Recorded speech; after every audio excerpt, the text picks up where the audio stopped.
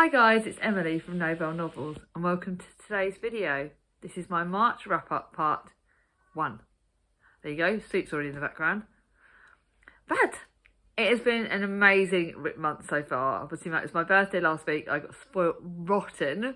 It's been really busy, so how I've pulled the numbers of books in this week, over the last 2 weeks, I've got no idea.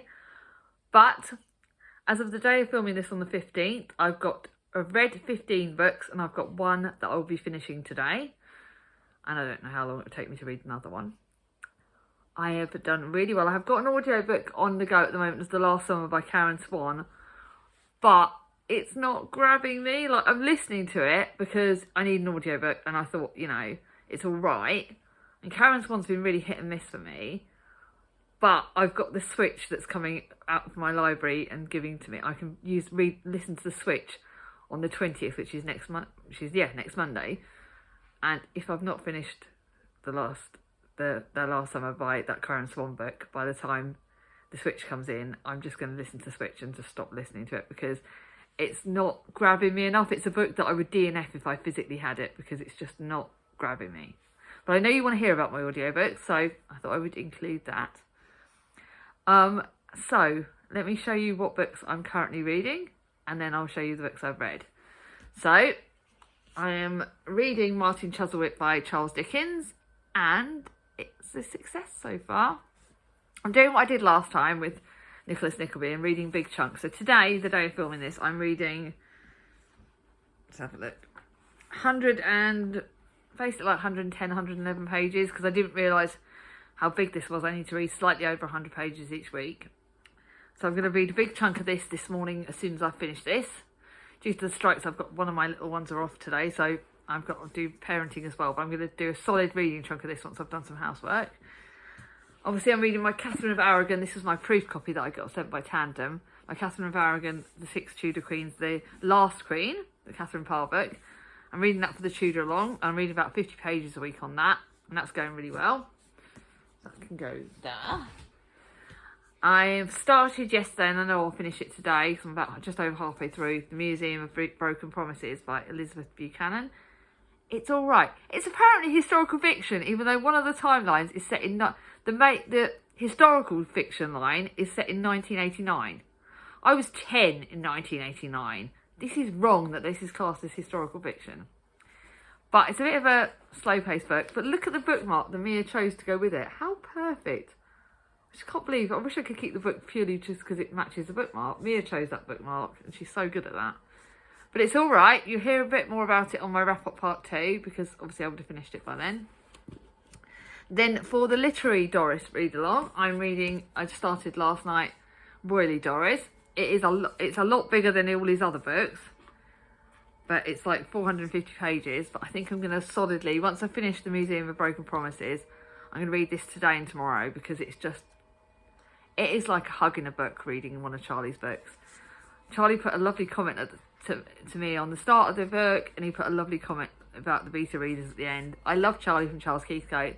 If you like fiction, if you like older protagonists, if you like great series, please pick up the Doris series because it's bloody amazing. And I'm not just saying that because Charlie's my friend. All of his books are 5 stars, and rereading the whole series has just made me love them even more. They're the kind of books I could read over and over and over again, and it's literally it's now like my comfort series when I need to read, so crack on with that. So those are the books I'm currently reading. I've got these to read today, and I've got my mum jobs to do, I've got homeroom, I've got so much to do. Anyway, waffling's not going to help, is it? So, let's show you the 3-star books. My first 3 stars is Flanders by Daniel Defoe. It was a bit on my classics list, and it's not crap, and it's all right because it's about Mal Flanders' storyline. But there are no chapter breaks. I may be dense, I may be daft, but I do not like no chapter breaks. It is a 376-page book. It's not even like a paragraph breaks. It's just non-stop writing, and it's really struggling. Mal Flanders' story's all right. Yes, you can hear sleep in the background. Get the kid to be quiet and catch them in noisy instead. But this was just not great. It was 8 stories of an 18th century heroine. But this one that, just didn't grab me. Charity shops can have that. Then another book I picked up from my charity shop at Baz Books in Bracknell. Oh my goodness, noisy cat. And I picked it up because the cover looked really cool. It's like the idea of you, the rock star thing. The idea of you, I thought, it's going to be great.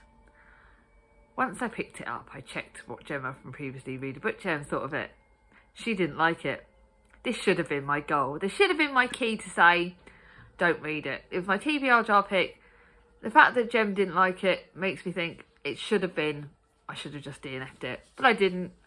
And it is a crap way. The motherhood side of it is crap. Like the way this leading lady is treating her daughter is just absolutely, she's so selfish and so self-involved. She wants to be a rock star and she's just like trying to think about herself. And she's not thinking about a kid. And as a mum, I struggle with that. Like, we've got different books on motherhood at the moment. But this was just really absolutely a pile of pants.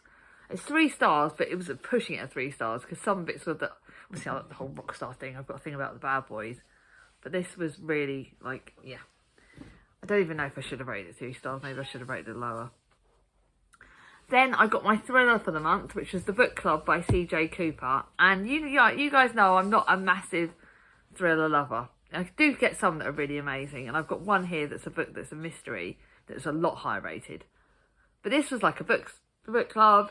But you guessed the kind of, like, who was the baddie in this straight away. You guessed what was kind of happening, although you didn't get why she was being like that. But it was portraying the community really badly, and it was just really not as amazing as I thought. It was all right, and I did like one of the characters, but I didn't like any of the others. I thought it was a bit, it was very meh. It was all right. It was an all right 3 stars. It wasn't like as bad as The Idea of You, which I still think I should have changed the rating. But yeah, so those are my 3 stars. That's not bad. 3 stars. That's all right. But they all did kind of put me a bit ugh. And then I read my Poetry of Emily Dickinson, which I'm not sure if I would keep or not, because some of these poems are good.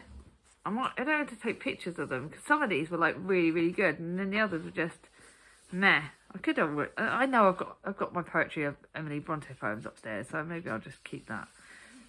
But there were some poems in here that were good. Like, where was one? I can't even see. I should have tabbed these. I might start using my tabs on certain poetry books. But yeah, there were some good ones in here, and there were some meh ones. But it was all right. I think charity shop, someone else might like it. So they were all right. I read them because I've had them on my shelves for ages, and I thought I had to get to them. Now for my 4 stars. And yes, I've had a contemporary binge this month. I've read quite a few contemporaries because it's my birthday month, and I wanted to really go for the contemporaries. And I'm seriously worried this cat's going to knock down my books. So, Mia's actually doing housework. How good am I training her? So I've got The Yorkshire Pudding Club. The Yorkshire Pudding Club by Millie Johnson, which was another book that I've had on my shelves for quite a while. And apparently Jack from Spread Bookjoy had loved this. That should have been a sign that I knew that it was going to be good. It's about 3 friends who all get in the duff pretty quickly. They all go on, at the start of this, they go to an ancient fertility symbol. They're all friends. They all get pregnant at very similar times. They all have very different pregnancies, very different journeys. They all have very different problems and things like that. Their friendship in this was just lovely. And the fact that it's not all like roses and everything like that, but it was done really well. And as the protagonists in this are older, and they're older mums, I think I related to that because obviously I was 36 when I had Thomas and 33 when I had Mia. So technically I was classed as an older mum. And these women are like in their late 30s, early 40s when they become mums. And it does portray that side of it really well, which is something that's not done very Merlin books. But that was done really well. Really enjoyed this. Thought it was a really good 4-star book. And I definitely want to pick up more Millie Johnson. There are different contemporary authors that some are quite meh and some are quite good. And this one was This was actually really good. Oh, and I also loved that one of the women in this had cravings for Marmite, which is one of my favourite things. So yes, I'm getting rid of this, but it definitely makes me want to pick up more Millie Johnson. Then I picked up a book that I think was on my spring reads, The House at Silvermore by Tracy Reese. She is another good historical fiction author. This one book was it's set in England in 1899, and it's set in Yorkshire in the mining villages. Oh, that's actually 2 Yorkshire books. They're both these from Yorkshire. That's pretty cool, isn't it? And this is set in Yorkshire, and it's really about the mining villages and communities and how different communities can be very different, about the cultural differences. It's a brilliant book, really one I really recommend, and it's one that really got me. I loved our lead character of Josie. I loved the leading male of Tommy. I thought they were really well written. This is a really fantastic historical fiction book, set at the turn between the Victorian and Georgian eras. So, yeah, definitely one I recommend. Is it Georgian or Edwardian? After Victorian, I don't know whether we're Georgian or Edwardian. I think we're Edwardian, actually, sorry. Then I read a book that my sister Charlie picked for me, and that was The Long Song by Andrea Levy.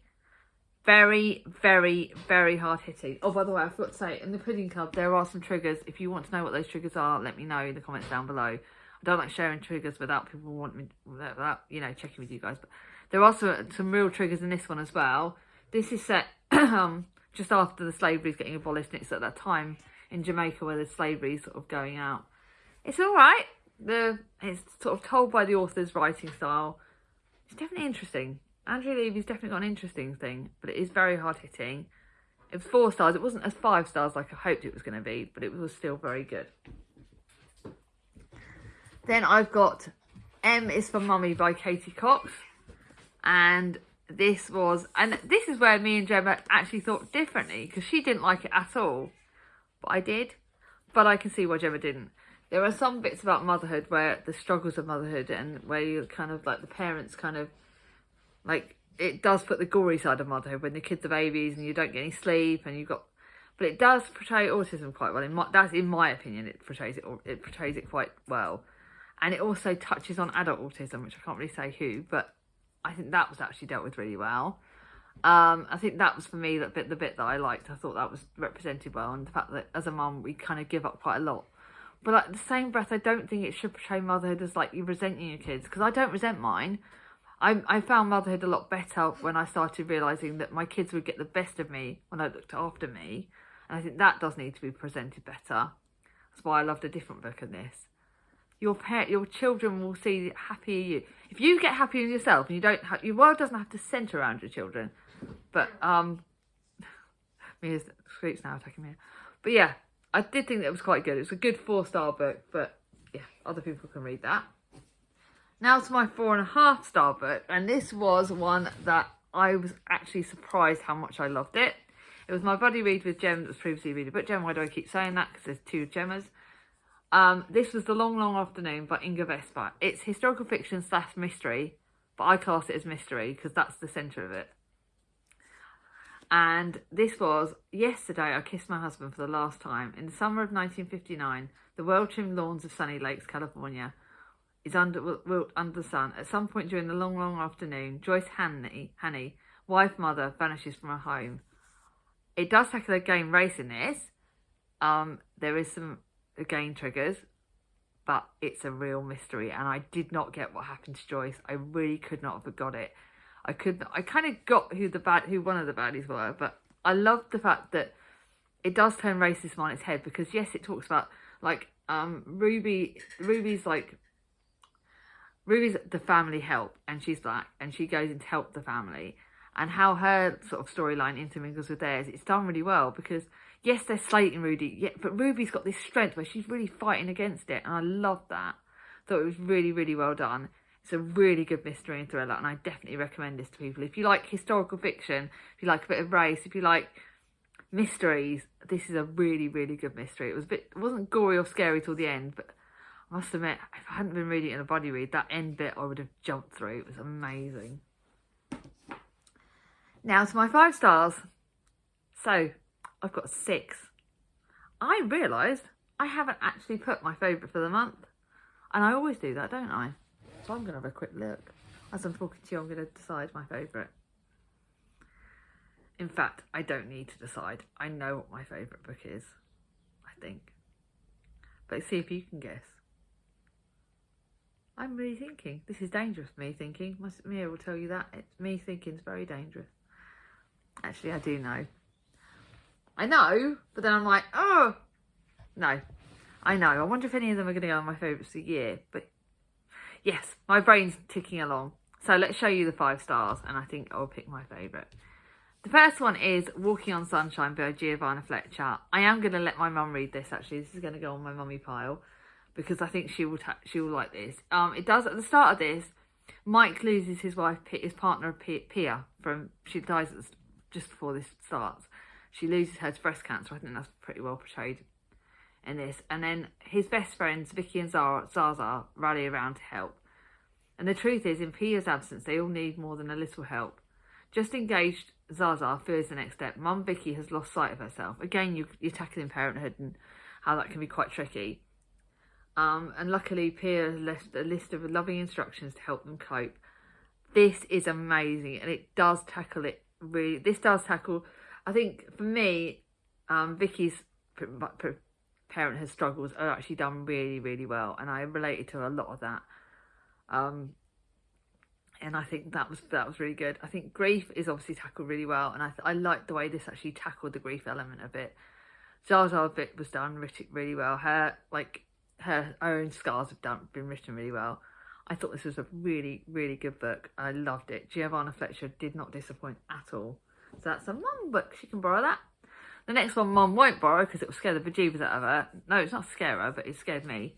The Bewitching of Evelyn Jones. This series, I think Mia is going to be borrowing off me, because it's like historical fiction, middle grade historical fiction. No, middle grade horror. She likes horror. In fact, she's braver than me. And this is a really spooky book. It really scared the crap out of me. It's about like witches and stuff and spookiness, and oh my god, I'm glad I read this in one day, and I'm glad I didn't read it before bedtime because I was older, have bloody nightmares. Yes, I'm a wimp. I know it. Charlie's out there watching this and laughing her head off. But it's so well written. It was a birthday present from Jack from Sped Bookjoy, and I bloody loved it. This is my keepy. I'm going to reread these at some point, but not at night, ever.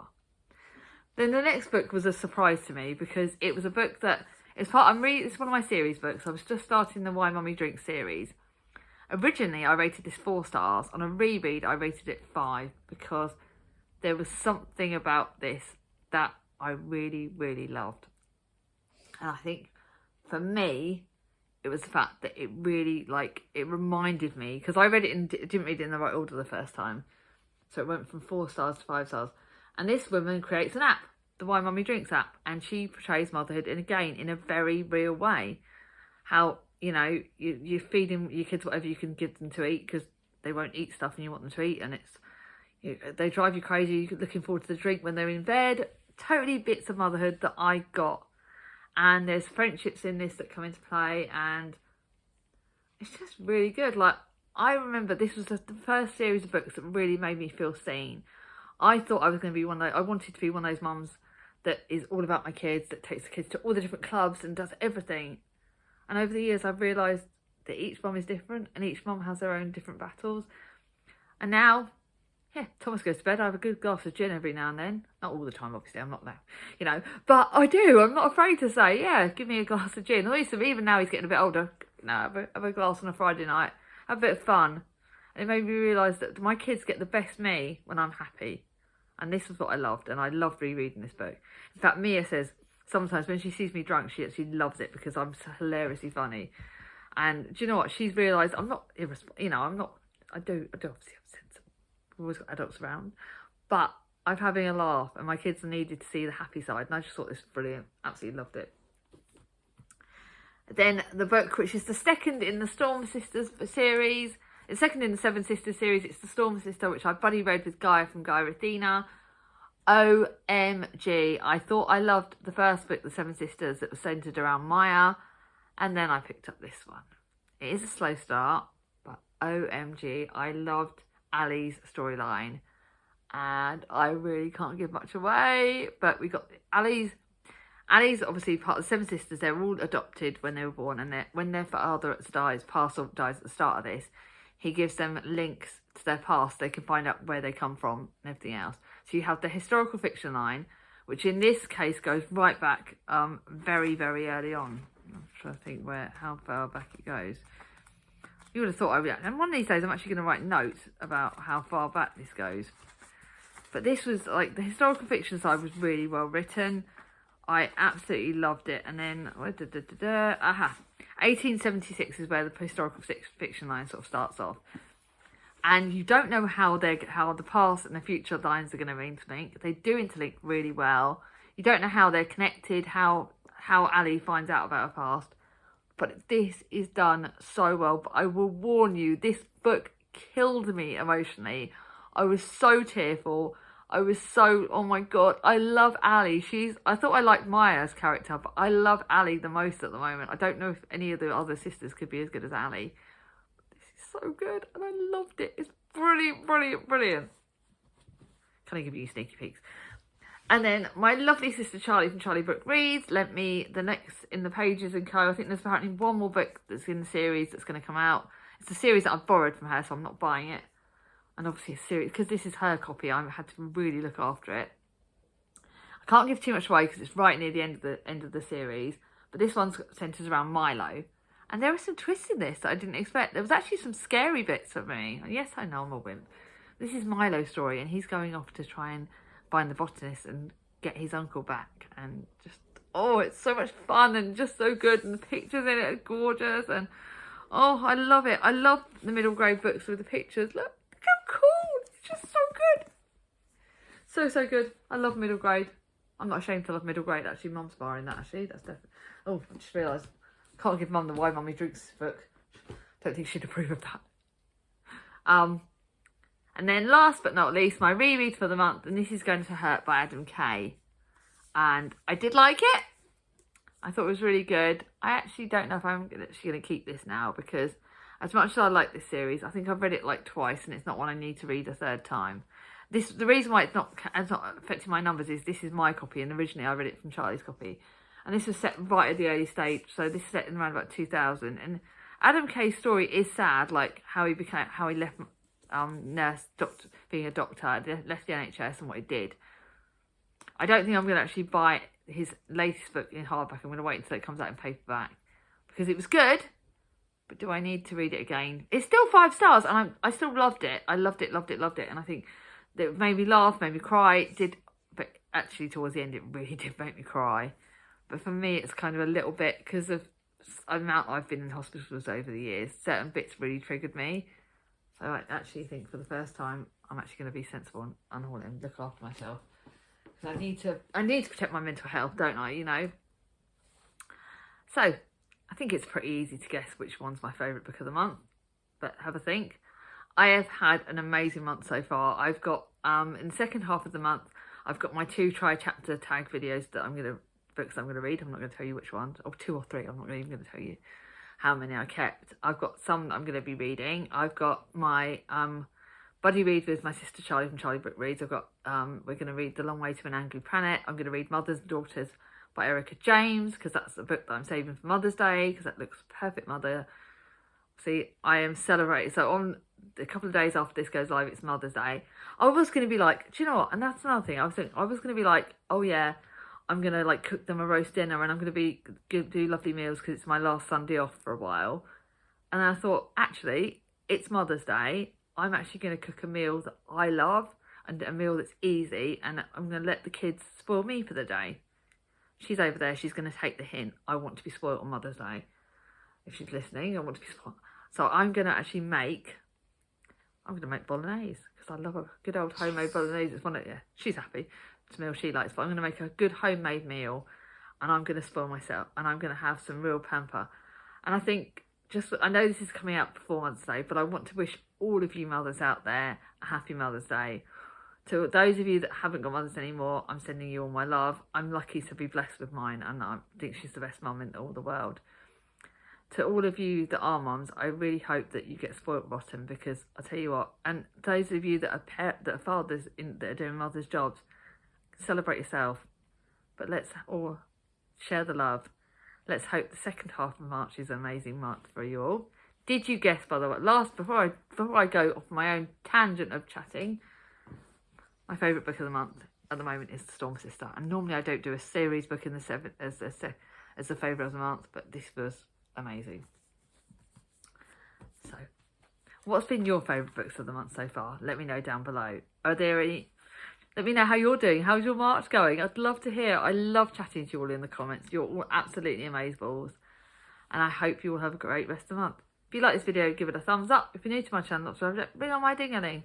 I'll speak to you all soon. Bye bye.